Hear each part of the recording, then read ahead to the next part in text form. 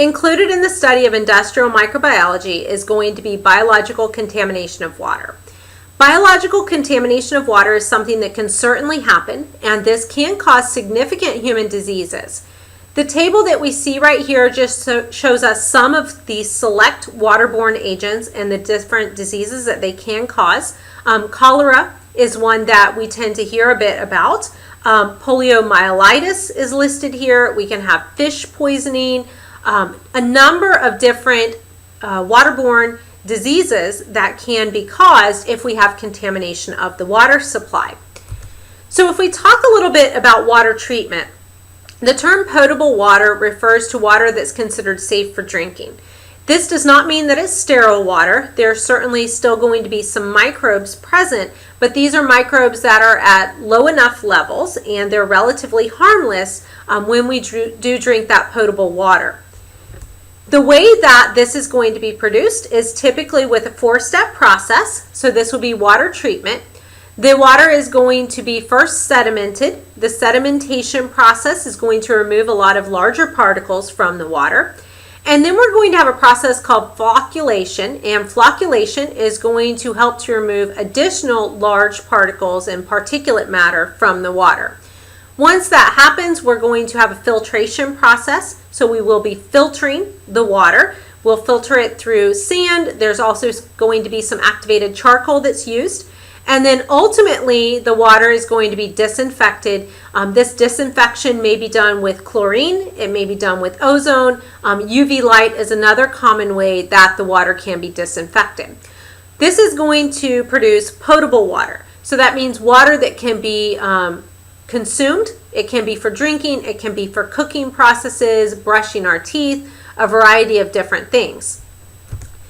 Here's just a quick look at what a water treatment plant looks like. So this would be a water treatment plant that is producing potable water. Water quality testing is something that's going to be very important to help us determine whether the water that we're looking at is potable. Water quality testing is going to use indicator organisms, and this is going to be used to indicate the possible presence of pathogens in the water. A lot of times what we're looking for is fecal matter. So we would be looking for microbes that you might typically find in fecal matter because that is something that can transmit different human diseases. And some of those microbes that we might find there are E. coli and then also other coliforms. And so we have different tests that typically use different dyes that react when these E. coli or coliforms, they do grow. The first picture that we see here is a variety of bacteria and microbes that have been filtered out of a water source, and then we're growing them on a substance that's going to cause the organisms of interest to produce a different color. Specifically, they're going to be blue. So we can see a couple examples here where we did have organisms grow that are producing this bluish color. The other picture is also a color-based test. When we do have the microbes of interest growing, they're going to change the color of the substrate. In this case, they're changing the color of the substrate to be yellow so that we can specifically detect that they are, yes, present in that sample. The treatment of wastewater is going to be handled a little bit differently. Wastewater is going to be any water that leaves our homes and businesses after being used. And being used, this is really referring to water that's used for washing or water that's being flushed with toilets. When we have wastewater treatment, what is going to happen is essentially we repeatedly remove particulate matter, or sludge is what we're going to call it, and then we also have the water portion that is being removed. So there is this separation that's taking place. We have initially just the particles settling out, and then we have flocculation. So we're removing different particles. That is being collected, and it's being called sludge. Then we have a second treatment or a secondary treatment where we're going to use some microorganisms. Those microorganisms are going to break down organic materials, and those are going to cause them to settle out as sludge. And again, we remove the sludge.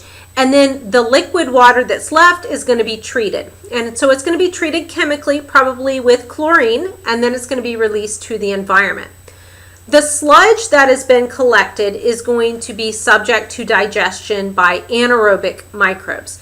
So these microbes are going to be able to break down the rest of that, and then that sludge can be used for landfill or it can be used for agricultural purposes. Some communities have put together artificial wetlands. Artificial wetlands are going to be really kind of artificially creating a natural process of filtering out the wastewater. So the released sewage from the homes and the businesses in the community, they are going to go through several different ponds. The first pond is going to be for aeration. So this is going to allow for aerobic digestion of the waste that might be there in the water. So different microbes present in the water are going to break that down. Then the water is going to be passed through probably a marshland, and there will be soil digesting microbes there. Then we have another pond. This pond is going to allow for the growth of algae. Algae will continue to break down the products that are there in the wastewater. We have a filter of another set of grasses, other soil or sand, and so that's filtering out pollutants. And then finally at the end, the wastewater is going to be released into some type of pond or waterway. Our last type of applied microbiology that we're going to look at is environmental microbiology. This is going to be the study of microorganisms as they occur in their natural habitats. Microbial ecology is something that we would be studying here. This is the study of the interrelationships among microorganisms and then also with their environment. This diagram right here shows us some of the relationships that we do have when we're talking about microbes in the environment. We will have within the soil populations of microbes. These populations of microbes are going to inhabit microhabitats. So we might have some cyanobacteria there, we might have some algae there, and then we're going to have groups of these, and these groups of populations are going to form what we call guilds. These guilds are related populations. This might include a bunch of photosynthetic microbes that are located at the surface of the soil. And then those guilds are going to be making up larger arrangements or larger groups, which are called communities. Those communities are going to be very heterogeneous. They're going to contain a lot of different microbes, and they will form what we call the soil ecosystem. So we've got populations of microbes, several populations of similar microbes that'll be called guilds, and then a bunch of different guilds that are forming that soil ecosystem. Biodiversity is going to refer to the number of species that happen to be living within a given ecosystem. Sometimes there's going to be very high biodiversity, meaning there's a lot of different microbes there, and then other times it's going to be very low, where we don't have many different organisms or many different species living within that given area. Bioremediation is the use of organisms, particularly microorganisms, to clean up toxic, hazardous, or recalcitrant compounds. A common example of this is using microbes to get rid of oil spills. There are certain microbes that are able to break down oil spills, so we call these oil-eating microbes. And what we can see here in this image is that these are naturally occurring microbes. They're in the ocean and they feed on hydrocarbons, which we find in oil. So if we can take advantage of those when we do have an oil spill, we can get that broken down even faster. So what can happen is that if we have an oil spill, we can add fertilizer sometimes. The addition of the fertilizer is going to increase the size of the oil-eating microbes. And then when you have more of them present, they're going to be able to break down that oil much, much faster. So the microbes are going to break down the hydrocarbons that are present there. They will combine them with oxygen, and this is going to create water and then also carbon dioxide, and that can go back into the atmosphere. So that's one example of bioremediation, using microbes to clean up some type of toxic mess, in this case help clean up an oil spill. Biogeochemical cycles are going to be processes by which organisms convert elements from one form to another, and typically that conversion is going to be between reduced and then also oxidized forms. We have a number of different cycles that microbes do participate in, and really that they play very important roles in. So if we talk about just a couple of those cycles, one of these cycles is going to be the carbon cycle. With the carbon cycle, we are continuously cycling carbon dioxide, which is called inorganic carbon, and organic carbon, which would be in the form of various molecules such as carbohydrates and proteins. The carbon dioxide in the atmosphere is going to be converted into organic carbon through the process of photosynthesis. This is something that plants can do, but it's also something that many microbes are able to do. So they will be taking the carbon dioxide and converting it into organic carbon, and this organic carbon is really going to be a food supply for a variety of other organisms. It is a food supply for animals, it is a food supply for different microbes, and when that food is broken down, just the process of breaking it down is cellular respiration, and cellular respiration, when it breaks it down, is going to contribute that CO2, that carbon dioxide, back up into the atmosphere. So we must continuously have organisms that are able to take the carbon dioxide and convert and cycle that back into an organic form, because we have a variety of organisms that are going to take those organic molecules and break them down through the process of cellular respiration. So that's one look at the carbon cycle. Here's another look, a more elaborate look at the carbon cycle. With the carbon cycle, we've got atmospheric carbon dioxide up here, and this atmospheric carbon dioxide is going to be generated by a variety of processes. We mentioned respiration, so that would be the breakdown of carbon molecules by organisms, but then it can also be produced through the process of combustion. So if we are breaking down molecules through combustion, different fossil fuels, that could result in that. We could also have the carbon dioxide produced through the decomposition process. And when we talk about microbes, fungi and bacteria, they do play a big role in decomposing different dead organisms. And so we're continuously, again, getting carbon dioxide given back to the atmosphere. And so we do have this carbon fixation process, which is essentially photosynthesis that is going to return it back to an organic form. This is accomplished by plants, algae, a variety of photosynthetic bacteria, and protozoa. Also, some chemoautotrophic bacteria are going to be able to fix the carbon, convert it back into an organic form. The nitrogen cycle is going to cycle nitrogen. The most abundant nitrogen that we have is in the atmosphere in the form of nitrogen gas, which is N2. That is relatively unavailable to organisms. So there have to be some organisms that are able to take that and they're able to fix the nitrogen. So take the atmospheric nitrogen and convert it into something like ammonia. So there are microbes, certain bacteria that can do that. Once it's converted into that, we can get it used by a variety of different organisms. Here's another look at the nitrogen cycle. Up at the top, we have our atmospheric nitrogen. So we said this is pretty unavailable to organisms, but it's very abundant. So we do have certain microbes, specifically the nitrogen-fixing bacteria. These are going to be able to capture that nitrogen gas and convert it into some type of usable form for other organisms. We can also have the conversion in association with plant roots. We can have the conversion right there in the soil so that ammonium is produced. And then we have some what we call nitrifying bacteria that are able to take the ammonium and convert it into other forms, such as nitrites and then also nitrates. And again, these are going to be very usable forms of the nitrogen that a variety of different organisms are going to be able to use. There are other cycles. We're not going to talk about them here, but microbes do help cycle sulfur, phosphorus, and various metal ions. If we look a little bit at soil microbiology, the soil is very abundant with microbe life. Lots of microbes live there. Depending on where we're at in the soil, we might have more or less microbes present. And so first of all, what factors influence microbe abundance in soil?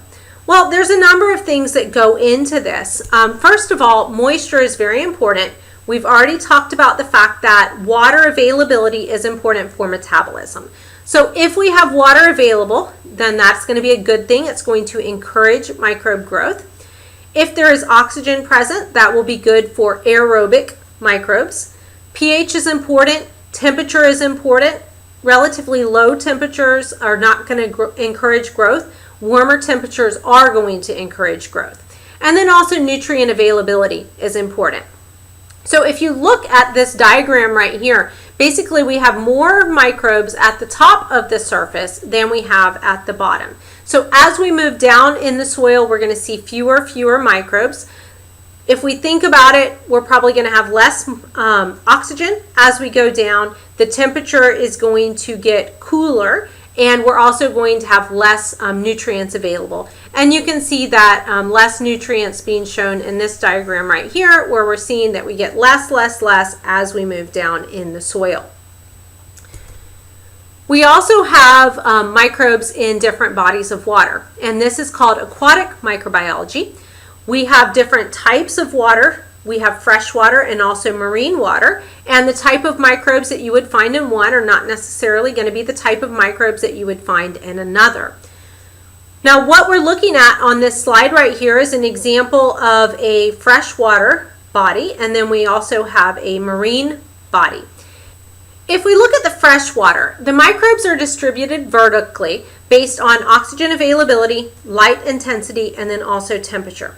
There's more oxygen at the top, there's going to be more light available at the top, and it's also going to be warmer at the top of the body of water. So most of the microbes are going to be found in the top zone, which is what we call the littoral zone.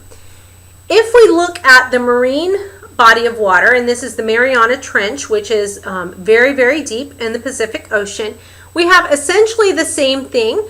We have most of our microbes found at the top in that littoral zone. This is going to be because we get fewer nutrients as we move down, you get less light as we move down, you get more cooler temperatures as you move down. And then another thing, if we are talking about very deep depths, this is also going to have different pressures as we move down, and it's really going to get to be quite high pressures. So there are not a whole lot of organisms that are able to withstand those very high pressures when we get to those great ocean depths. If we finish it up talking about biological warfare and bioterrorism, these are concerns when we do talk about microbes, because microbes can have tremendous impacts on human beings, our food supply, our agricultural operations. A variety of different aspects of our life are affected by microbes. So when we're talking about bioterrorism, if we assess the threats, some of the things that are most important when we assess biological threats to humans, first of all, are going to be public health impact. So how dangerous is that microbe? What type of diseases is it actually causing, and what is the severity of those? The delivery potential is important. It would need to be, in the case of something that's going to be a bio threat, it needs to be something that's fairly easy to deliver to a number of individuals relatively quickly. We also get concerned about public perception. So public perception affects the way that individuals will abide by quarantine orders. So if the public perceives it as being something that's very dangerous, they do not want to be quarantined. And then also public health preparedness is important. So how prepared are we to deal with that particular threat? Do we have treatment options? Can we vaccinate individuals against that threat? Those are things that we do have to be concerned about. When we assess the threats to livestock and poultry, we have to look at the agricultural impact. So what kind of impact is this going to have on our food supply? Those are major food supplies for us. So that is one concern. Also, the delivery potential is a concern. So how easy is it to transmit this particular biological threat to a population of livestock? Once it's there, many times this is going to be something that is just transmitted by touch. Our livestock, our poultry, they tend to be raised in very close proximity. So by the time you might realize that one or two are infected, you might have infected a really large population of individuals, and there may not be a cure for it. So once they're infected, they may be organisms that we have to put down and we have to start completely over with new uninfected individuals. If we talk about threats to agricultural crops, we have to be concerned about predicted crop loss. This one, it could wipe out a lot of crops, and as long as the crops are still there in the soil, they are a source of inoculum for new crops. So this could really put a field out of commission for quite some time if you did have crops that were infected with a particular microbe. It's pretty difficult to sterilize a field.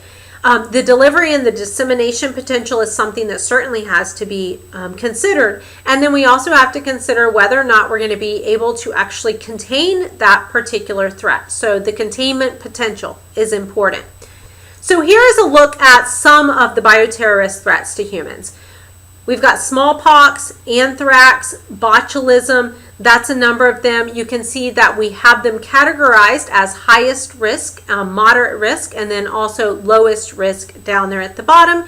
You can see exactly what the agent that causes that particular disease happens to be, and then we can also see what the natural source of that agent is. The last one here is basically what can we do? Defense against bioterrorism is really all about surveillance and effective response protocols. So some things that can be done is an increase in active monitoring of reportable diseases to determine outbreaks. If we have relatively rare diseases and they start to pop up really frequently, then that might be a clue that something sinister is actually going on. So just more active monitoring of reportable diseases, helping to determine when we might have an outbreak. Effective screening of imported plants and animals is important. When plants and animals cross our borders, they can be holding some type of microbe inside of them that could contaminate our crops, could contaminate our livestock supply. And then lastly, better diagnostic techniques are going to be great, vaccines, and then also increased treatments. So development of those is going to help us be able to defend against bioterrorism attacks.